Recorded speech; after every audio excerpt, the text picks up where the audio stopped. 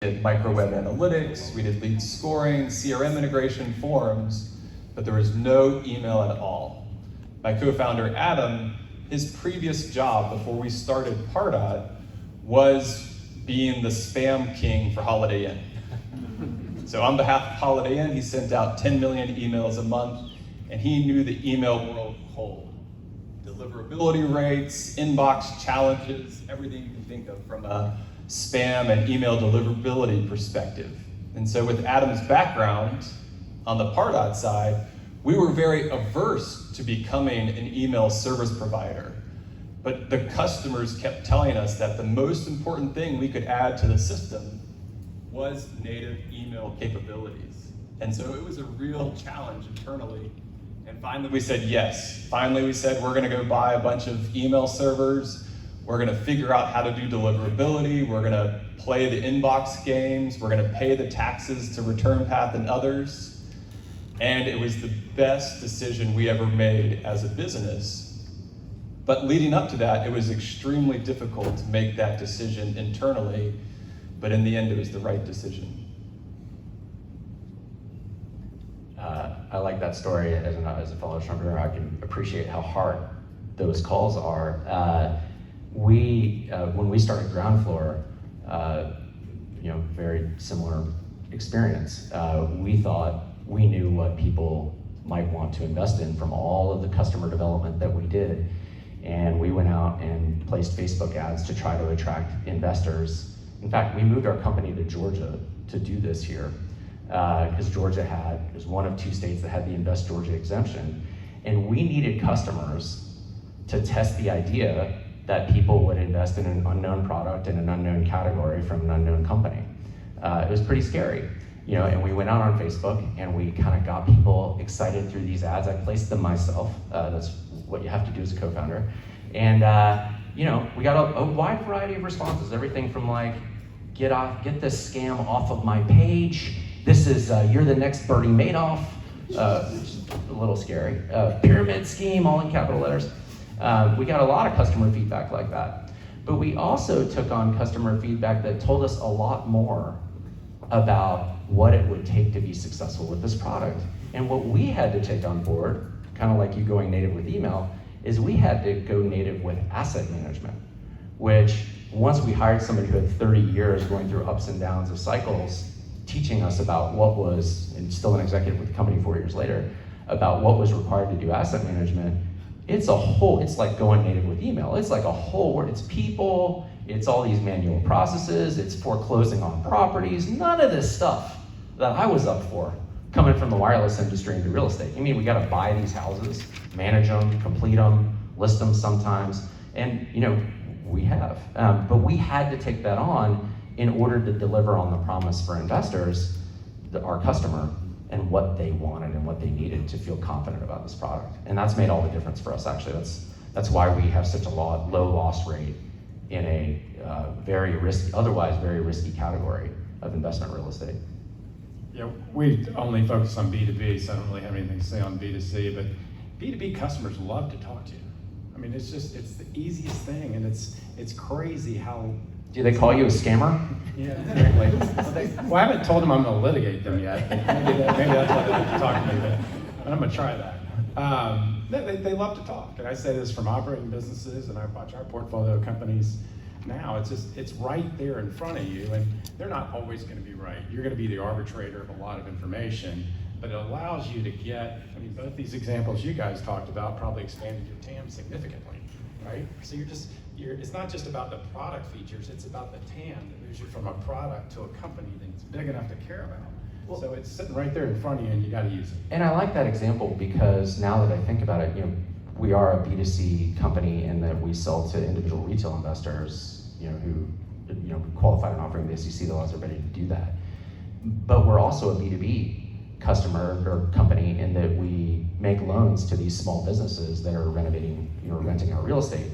And precisely because of this integration that we took on, we didn't want to, we've moved into new product categories and gotten to know these customers better, and the customer value has increased 5-fold, largely as a function of that, because there are new opportunities to fund even the same property, right? Because we're in that asset management business. And so I agree, if you really deeply engage and pay the taxes of doing that, it's hard to do, but it pays big dividends, yeah.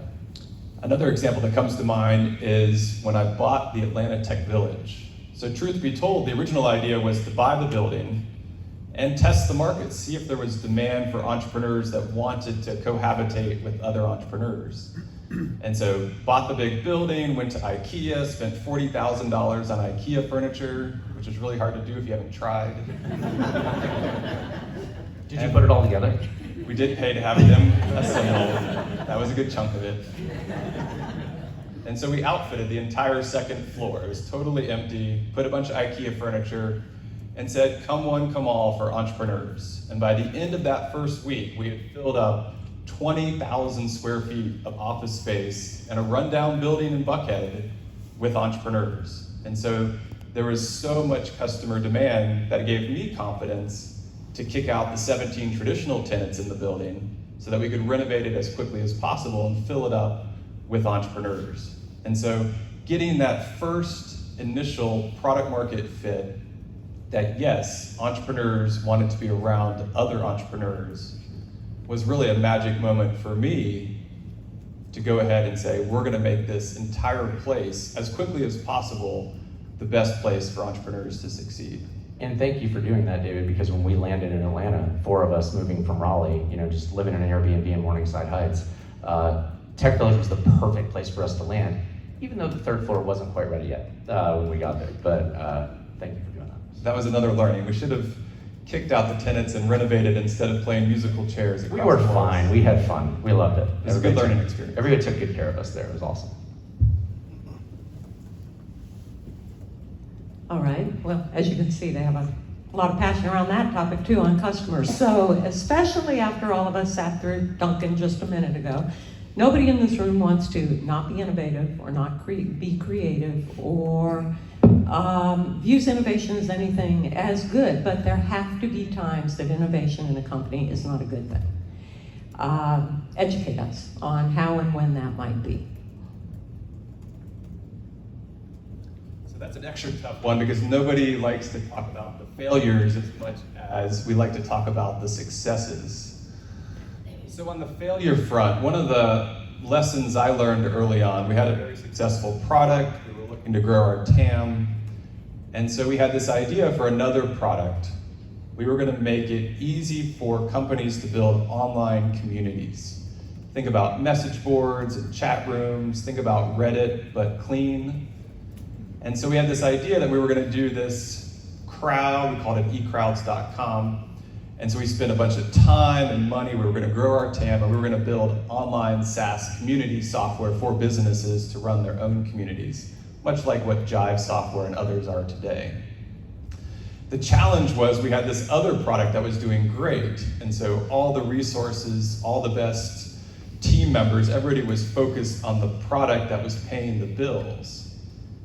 And so we hired some junior people and we put some other resources on this nascent product that we really hadn't fleshed out the customer demand at the time. And so we were doing innovation, we were building software, we were trying to expand our opportunities. And it was clear that everybody in the organization cared about the mothership product and nobody cared about this secondary product. And so my story of woe from an innovation failure is not getting alignment, is not getting the resources. It helps me better appreciate the story of Steve Jobs getting the building down the road to build the Mac, to separate the teams, to separate the resources. I learned that experience firsthand, and that's my innovation failure. I just witnessed one, and I won't talk about the company name because it was an Atlanta company, but they were dealing with a new innovation. They had a really fantastic product. The company's going to be wildly successful, but the CTO was interested in this new world. It was around RPA, and I kind of watched it evolve to exactly what you were talking about, where the internal organization totally turned against it. It was his puppy. Whether it should have happened or not, we ended up stopping it. but whether it should have happened or not, he probably didn't get to the right place because he never gave it a shot because it wasn't pulled outside the organization. Everybody's looking around going, why in the world would we not just take advantage of what's in front of us?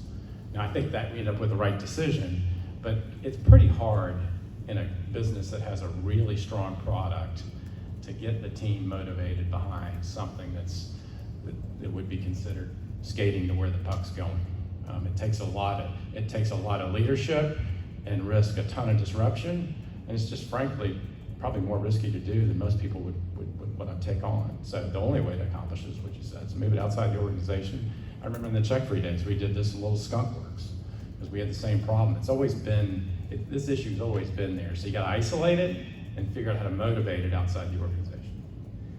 I think our story with this along those lines is, we often think about innovation as just being with a product, right? It's a new product, and we've had our experiences with that too, ground floor. But another place where we've realized that we need to innovate over time is in our channel for getting the product to market. And a lot of great technology businesses, you don't read about it because it's not as glamorous, are built on channel. Channel innovation, channel economics, channel insight, channel execution. And we realized 2 or 3 years ago that there was an opportunity to innovate in the way that our loan product, our capital supply product, was delivered and how it was managed. And we ring-fenced a team. We took some of our best and brightest and we put them on it. And I mean, they crushed it in Atlanta. I mean, they quickly went from nothing, or just 5% of our revenue, to about 20% of our revenue in very short order. The hard thing was trying to figure out how much of that was due to the model versus the location we were in versus the talent we had on it. And if you can't replicate the innovation, and that takes money, talent, discipline, leadership, it's not going to go as far as you should. So this also depends on how you're capitalized. Our capital market strategy, aligned with our mission, has been to raise money from individual shareholders who are our customers. So every year, we set our burn rate based on, you guessed it, how much we forecast people will invest in the company on the platform. We have 3,200 shareholders now who own 20% of it doing that. But the consequence of that is we can't really afford to do the moonshot project that, if we had a $10 million or $20 million investment from a growth equity firm, which maybe it's time to go do that, we could fund those moonshots. And so I think when you're balancing these trade-offs, no, innovation for innovation's sake isn't the thing. Are you innovating in product? Are you innovating in channel? Are you properly staffed and financed for that innovation? And one of the hardest things we had to do last year was shut that project down. We shut it down. Now we ended up doubling our revenue with the core product just by being a hedgehog and focusing on the product, right? And doing it the way that we've always done it. Revenue grew 112%, just doing that. But we also yearn to get back to that innovation in the channel, and I think we will when the time comes. But that timing and aligning those forces is incredibly important if you're going to be successful at it. I'm glad you said that. The other thing, so we invest in healthcare services businesses and B2B SaaS software. I knew nothing about healthcare services 7 years ago when I joined Fulcrum, but innovation in there is you don't have a whiz-bang piece of technology. You might have an innovative delivery, like an addiction treatment, your program that you run, and the service that you provide, and how tightly you manage your population. Those businesses, my point here is you can create great businesses in the service arena that have very little to do with what we would call innovation. So there's a lot of ways to create a great business. And I've witnessed that firsthand. I had no idea about these kind of businesses before I walked in. All right, people. I have one more question before I turn it over to the audience, unless you all are ready. Does anybody have a question? Mr. Reed. I'd love to hear your views on, you can see innovations like 3D printing or internet. When is too early and when is too late, and how do you know? So for those who couldn't hear the question, with a wonderful prelude to it, but when is too early, when is too late, and how do you know? The short answer is you don't. The long answer is the biggest success stories are the ones who timed it just right, or had the staying fortitude to muscle through when it wasn't the right timing to be there when the timing was right. So going back to our Pardot experience, we started Pardot in 2007. Happened to be a great recession, happened to be a really challenging time to sell software. It proved to be a great time for recruiting talent, for recruiting people, because unemployment was so high. But in hindsight, our timing was perfect on the innovation and technology side. The big stream, the big wave that we were riding with Pardot was the shift from offline B2B ad spend to online. So think of all the businesses out there that were buying full page magazine ads and newspaper ads and billboards and trade shows, and shifting those dollars online. Banner ads, Google ads, direct response ads, email marketing, everything else. And so there was a big stream, a big trend taking place of shifting offline ad dollars to online. Pardot and the whole marketing automation arena was really the catalyst, was really the vehicle for marketers to run campaigns at scale and demonstrate the ROI. So we started in 2007. By 2010, we had 100 customers. By 2012, we had 1,000 customers. And so the market really started to take off around 2011. So we started 4 years prior, but in those 4 years, we were able to build a business that had a few hundred customers, that had the infrastructure, had the technology, had the talent. And so when the market was ready, we were ready to capitalize on it. In hindsight, if we would have been too early, we might have been worn out by the time the market had arrived, and if we'd been too late, of which there were a ton of entrants once it was clear there was a market, but they couldn't catch up at that point. So in that exact example, 4 years is your answer. Or customer driven. I mean, what you're saying is I had enough customers that were interested in what I was doing, and then you thought you could scale the market off of that, right? Mine would be, or back to what we talked about earlier. Are there enough customers that you can get enough data around the dog eating the dog food to see that what you're building really is solving a problem that's meaningful to them? And then too late, not to be short, but it's just when too many other people are already there, right? It's easy, pretty easy to say that, but it's that's the obvious one. I have two too early stories. I went off to England in 2004 to be part of a management team funded by Bessemer Venture Partners with a Series A to bring real money multiplayer poker to your flip phone. That was the thing. Now, great technology on the back end. I loved it. I loved the investor. They put a pretty good sized Series A for that time into the company. And I was pretty excited about it. I mean, I got to play poker, for work. And it was customer development. It was great. I really enjoyed it. And I really raised my game too. Watch out for me at the poker table. Just kidding, I don't know what I'm doing at all. But in that case, we didn't know that the iPhone was gonna come. I mean, we were in Europe, so we thought Nokia Series 60 was everything, right? Does anybody remember that? The Nokia Series 60, we all had one. But we were developing for that platform, and little did we know, Apple was gonna show up with a phenomenally successful ecosystem by 2010. And we had spent all our venture capital. So once again, the timing, not only when you're executing, but when and how you're funded matters. So in that case, we were too early, and I learned a good lesson watching, right-hand guy to the CEO, watching him spend all that money, and I was wholly in favor. Oh yeah, let's spend it. Well, when I started Ground Floor, a very different idea. But even then, I felt it was too early when we were sitting in, month 17 of what was supposed to be a 3-month or a 6-month process to qualify our offering with the SEC, and I definitely felt like I was too early.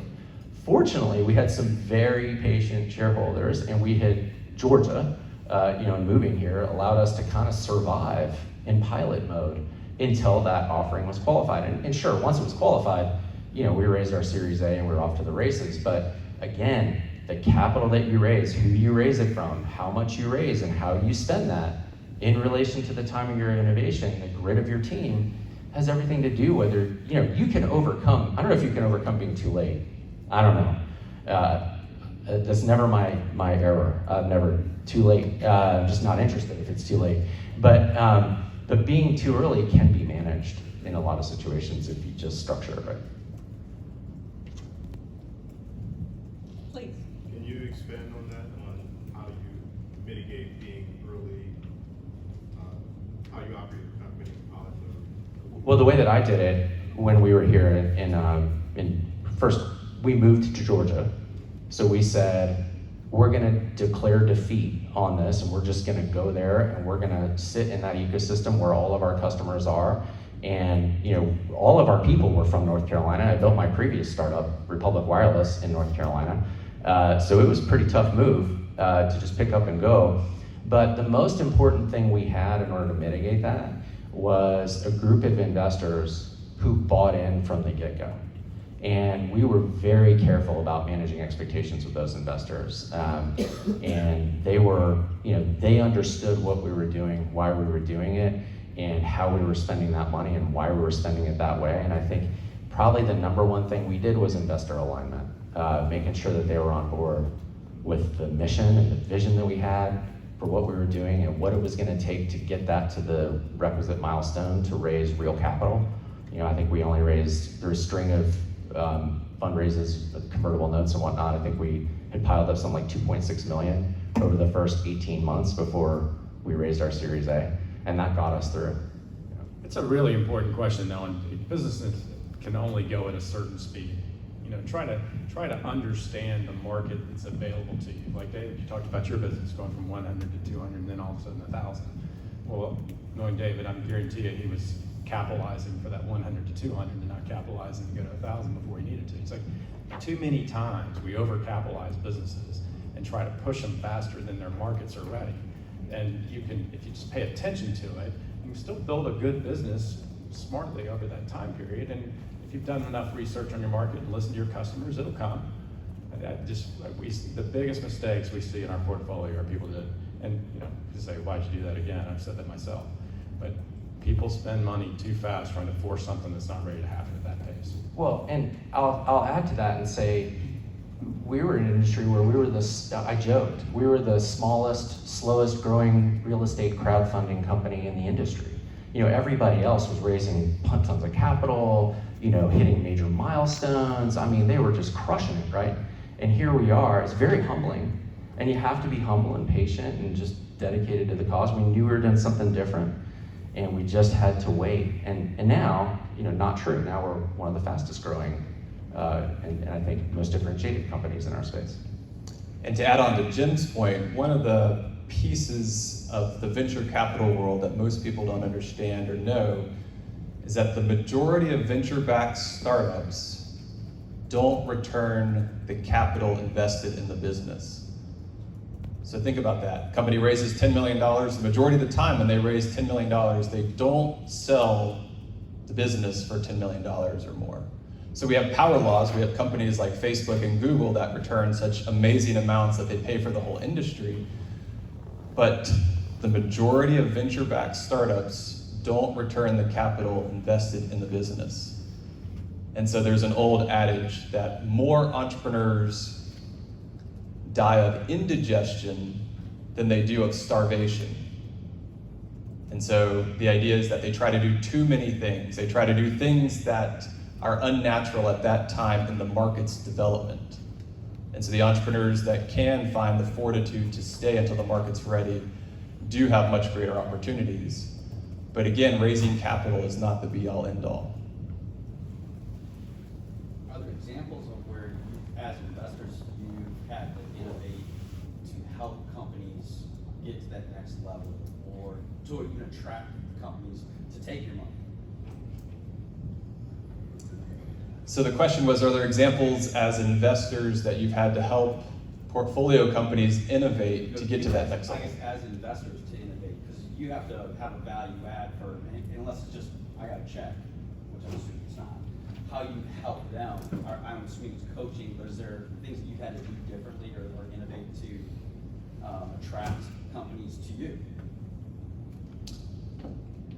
Historically, the market has been very favorable for successful entrepreneurs that want to write a check. And so it continues somewhat to today, but today there's a lot more investors that are willing to write a check that aren't as value add. And so it's really, figuring out if the value add that you perceive to provide to the entrepreneurs matches up with the value add that they're looking for at that time. But it is a really challenging market right now because there's so much money on the sidelines looking to be put to work, especially searching for yield. You know, with the Fed cutting interest rates again, the search for yield is going to, the pressure on it's going to increase even more. So it's an interesting time right now.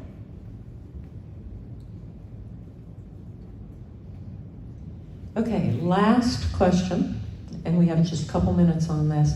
Your favorite innovation story that you have been involved in, either as a board member, a founder, a co-founder, CEO, doesn't matter, and why? Why did it make your favorite list? So my favorite story. So in the Pardot offices in 2011, there was an entrepreneur that I tried to recruit to be one of our sales leaders, Kyle Porter. And so Kyle said, hey David, I don't want to join Pardot, I want to start a new company. Let's call it Sales Loft. And so the first product that we worked on together was around job change alerts, and it failed. It was a nice to have, it wasn't a must have, it wasn't 10x better. The second product was a way to take information off of LinkedIn, we'll call it a LinkedIn scraper unofficially, and take that information off LinkedIn and make it actionable. Make it so you could call them and email them and do other things with the data. So we might or might not have gotten some letters from somebody that might have thought they owned that data, told us to stop. But we had $7 million of revenue from this thing that we knew had to die as quickly as possible for a variety of reasons, but the main reason was this publicly traded company who was against it. And so with $7 million of revenue, Kyle decided to go all in on a new product that would orchestrate the sales process, right? So Salesforce.com is really a database to store information. It's not a sales engagement engine. It's not a sales execution engine. And so to Kyle's credit, he went all in on building the Cadence product, which is now the Sales Loft platform. And the timing was right, the team was right, the existing customer base of the previous product was right, and the rest is history. Now the company is one of the fastest growing companies in Atlanta, employs 500 people, has raised over 100 million of venture capital, and is going to be one of the major success stories for our region. So I've got one that's in a boring B2B software space, and I looked at it. Other investors in Atlanta told me it was a boring space, and that's QA Symphony here in Atlanta. QA software changed dramatically because the development side went to agile development, and the legacy QA software that sat in Hewlett Packard mostly is the biggest competitor, hadn't moved. It was under the old waterfall scenario. So I watched the company, I was like, I'm not sure we're gonna invest in QA software. They came back in, they'd done more than they said. Finally, the B round, we came in, and that company took off. A lot of great people, some from David's former company that were part of that. But it continued to reshape an industry around how you QA development, embedding QA into the development cycles versus, hey, QA happens at the end of the cycle, and you show up to your executive meeting and say, hey, I'm a quarter late, and half of what you said I said was going to get done didn't get done. They changed the way QA is done. So even though it's a boring space, and it took me a while to go, am I really going to do this? It turned out to be one of the more fulfilling things to watch. It's been a great company in Atlanta. What's that? Oh, stop. Can I tell my story or no? We have Short. 5 minutes to the next one. Okay. Yeah, so my favorite story is Republic Wireless. I joined there being an executive to start a small and medium business wireless company. That was not very exciting. We hacked an Android phone. We had 500 in inventory, but we took 20,000 orders on our first night. And so began this race to actually get the inventory to scale up that phone. We had at least 3 points of failure in that, came back every time. And now that's a company that's doing a couple $100 million in revenue. Unfortunately, I started inside of another company and needed to get out and become a founder. But those types of, as Joe Biden says, get up, as an entrepreneur, those are my favorites, like Kyle, so I love that story of his. All right, thank you all. Thank you. What a wonderful panel. And I do want to say, y'all are fabulous. did a wonderful job. We want to be the first people to congratulate you as well, David, on your Hall of Fame. Thank you all. Apparently, we need to move to the next thing. Let's roll.